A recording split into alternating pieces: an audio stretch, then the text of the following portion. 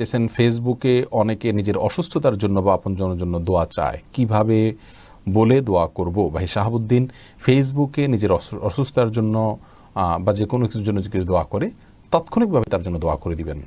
রাসূল করিম সাল্লাল্লাহু আলাইহি সাল্লাম বলেছেন, কেউ যদি কোনো অন্য কারোর জন্য দোয়া করে, আল্লাহ রাব্বুল আলামিন ফেরেশতারা ওই ব্যক্তির জন্য দোয়া করেন। অর্থাৎ তারা বলতে থাকেন, ওয়ালাকা মিসলু যালিক আও মিসলা যালিক, তোমার জন্য একই রকমের প্রার্থনা আমরা আল্লাহর কাছে করলাম, আপনি তার জন্য করলে ফেরেশতারা আপনার জন্য দোয়া করবেন, একই দোয়া। এজন্য অন্যের জন্য দোয়া করার ক্ষেত্রে আমাদের কোনো কার্পণ্য করা উচিত নয়। এখন কথা হলো যে আপনি কিভাবে দোয়া করবেন। পদ্ধতিটা হবে বিশেষ কোনো পদ্ধতি নয়, তবে আপনি কথার কথা, সে অসুস্থ বলবেন আল্লাহ আপনাকে সুস্থ করে দিন, আল্লাহ আপনি তাকে সুস্থ করে দিন, সে বিপদে আছে আল্লাহ আপনি তার বিপদ উদ্ধার করে দিন, বাস এটাই দোয়া, এটাই ইনশাআল্লাহ যথেষ্ট।